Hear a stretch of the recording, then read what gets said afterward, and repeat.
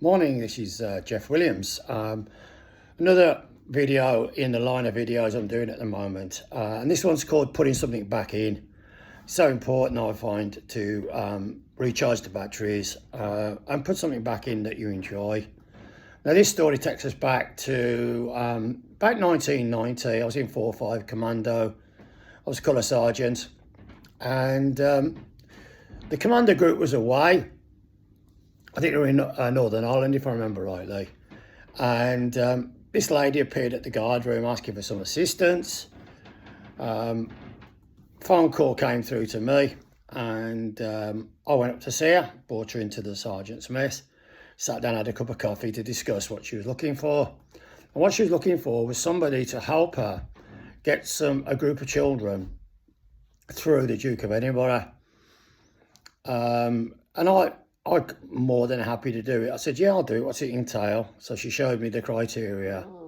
But there was a major issue with it, and that was that they all had learning difficulties to different degrees, some of them quite severe, or they were injured in some way. And I thought, that's going to be a challenge. But yeah, come on, let's do it. So every Tuesday and Thursday for about 6 weeks, they were invited into the camp, and we would sit down and we would do map reading and one thing or another to make sure that they could navigate safely. And if I remember rightly, they had to do 15 miles across the Scottish Highlands, then a night on the canvas, and then another 15 miles the next day. And we did it over a bank holiday, if I remember rightly. And I got a load of guys to help out as well. But that wasn't the hardest part. The hardest part was getting them ready because I couldn't remember stuff. You know, we discussed map reading, and then I'd ask them a question about it the next day or the next session, completely forgotten. So I had to come up with some sort of way of communicating more effectively. So what I did was, when we were doing the symbols on the map, for example, a station or a church with a tower, or a church with a spire, or whatever the case may be, I made them draw the symbol, and I made all the symbols into hats. I had a band round here, and if there was a station, a big red spot on, or if it was a church with a tower, say for example, it'd be a square with a cross on, and I used to make them walk around with it in the lesson. And then I'd just turn around to everybody and say, who's the station? And they'd all point at the person who had the red spot on the hat. And we had some right fun and games with them. They were lovely, lovely people. But some of them were not well.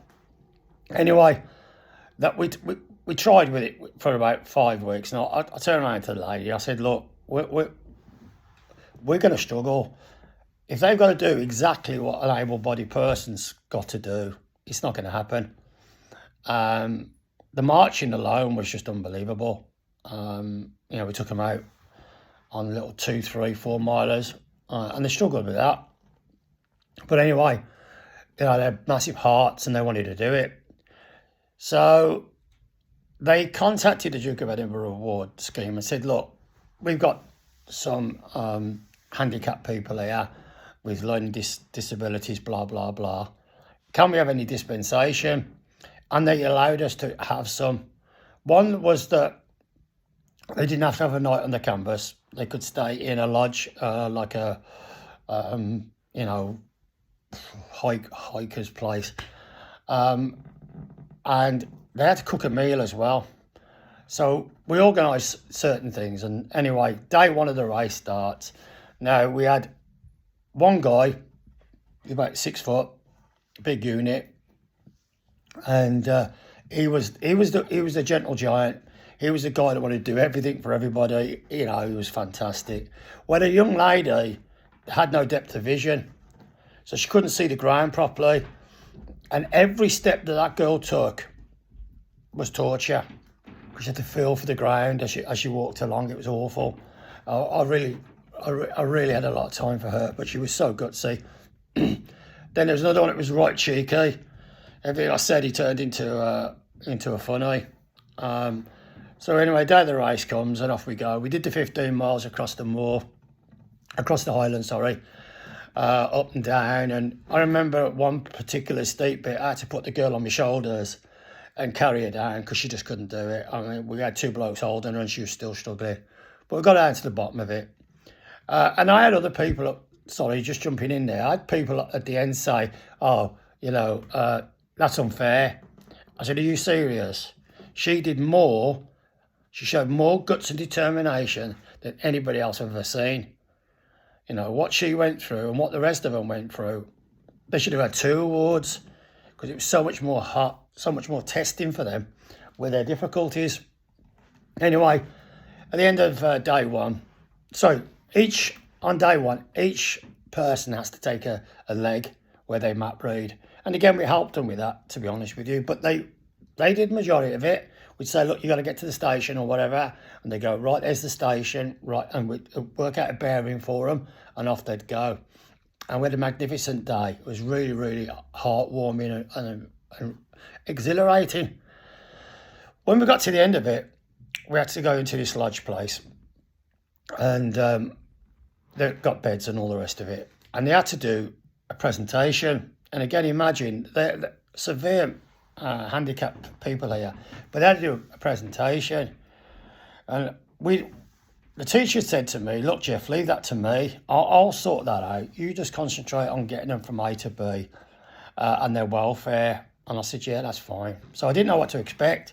Anyway, we got called into this room. It was set up like a classroom.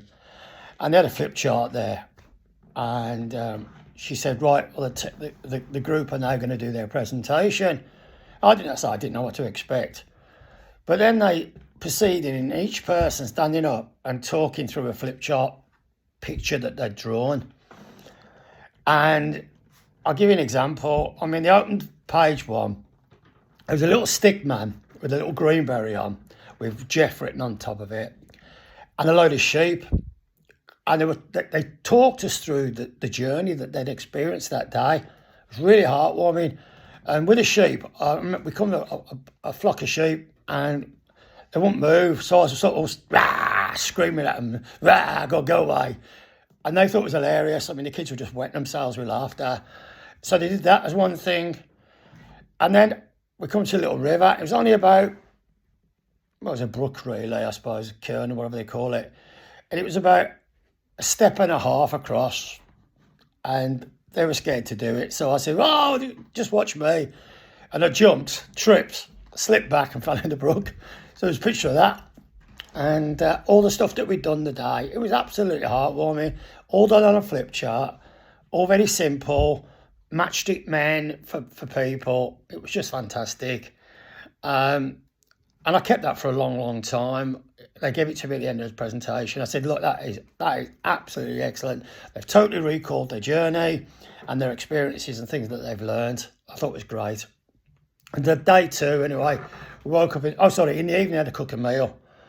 And they all decided they were going to do macaroni cheese. Oh my God. Watching them cook it was absolutely hilarious. And eventually started throwing it at each other and all sorts they did. And they put the mac and cheese and they put me a slice out to eat. Oh, God, it was awful. But I was smiling. Oh, it's really nice. Thank you very much. God damn, I was ill for weeks after that. Then the second morning I had to wake up and then off we went to do another 15-mile yomp, which we did. And when we got to the end of the 15 miles, which was really tough on them, honestly. I can't tell you how hard they worked. They looked at, I could see the finish line in the valley and all the parents were there. And that was really great. And we walked up to the, finish. Well, we ran up to the guy that was really enthusiastic. He ran off and the rest of them ran off.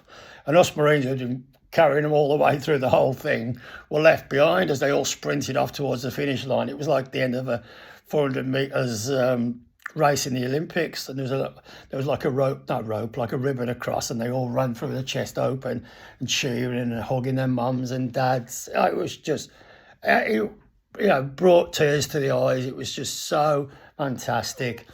Anyway, They all thanked us, and all the parents come over and thanked us for all the hard work. The teacher was just, we couldn't have done it without you, and all that. It was really, really heartwarming. And then about a week later, I guess a phone call from this lady who'd been running it. She said, we've got a surprise for you. I said, oh, what's that? She said, the boys and girls want to see you one more time. So I said, oh, that'd be really nice. Can you bring some of the lads as well? I said, yeah, about 6 of us did it. So we all drove up. I think we got a Land Rover, and we all drove up to this community hall. And when we got there, they set out a meal for us that they'd cooked, under supervision, of course. And they sat down and treated us like lords, served us with all this beautiful food. And I managed to get 6 green berries, which we presented to them on the same day as we presented the Duke of Edinburgh Awards, which was fantastic. We got a letter off the Duke of Edinburgh as well saying thank you for doing it, which I thought was fantastic. So that was a real heartwarming story, and one I always refer to whenever I'm feeling down. I remember the goodness and the happiness on their faces. They were so chuffed that they'd done it. It meant more to them, 10 times more than it would do to an able-bodied person. And they worked 10 times harder, there's no two ways about it. It was tough on them. But they did it, and they got the Duke of Edinburgh Award. I can't remember if it was bronze now, silver or gold. I can't honestly remember. But they got the award anyway, and that was fantastic. But there is a sad note to it all, really, which always stuck in my throat, to be fair. And again, I'm honest to say it as it is. Lady came up to us and wanted all our names for a paper article. We said, no, it's okay. No, we don't do it for that. And she said, no, we want to put an article because it's good for the school, and all that type of stuff, and it's good for the children. I said, yeah, okay. Or young adults they were. So they put this article together, and they sent it to the local Arbroath or Dundee paper, wherever it was. And they refused to put it in because we were involved, which I thought was unbelievably sad for them kids. They felt it was too English orientated, and I spent a long time in Arbroath and Scotland, and I never came across it. I used to play for Arbroath Cricket Club, and again they treated me like I was a king. At times it was fantastic, and I loved Arbroath. It was a fantastic place to live, a lovely environment, but I think there was a little bit of animosity towards the English, and that was just sometimes hard to bear. But I think once you get stuck in with the local community, generally speaking, you're totally accepted. But anyway, I don't want to focus on that because that was just the end of the story. But like I say, before I left Scotland, I kept in touch with these kids. I used to periodically go up and visit them, and I even invited them into the camp a couple of times and let them go down and see the BV202s in the MT car park and the trucks, and they got to sit in the driver's seat, and they even sat in the back of the BVs when we drove it round the MT yard. So all those type of things meant so much, and so I've lost touch with them all now, but I'm sure in their memory they'll never forget the time where they met the Royal Marines and what we did for them. It was a big part. It was great character building. So that's it, just a short one. Heartwarming. Do something for other people. Put something back in. We all take too much out. A lot of people not interested in other people, just got their own agendas. We'll let them get on with it. But I think being nice to people costs nothing. And like I say, especially in the veterans community, we're renowned for being kind people who care, and we need to keep that up. All right, so look after yourself. Jeff Williams, Veterans United Against Suicide. Look after yourself. Put something back in. Come on. Thanks. Bye-bye.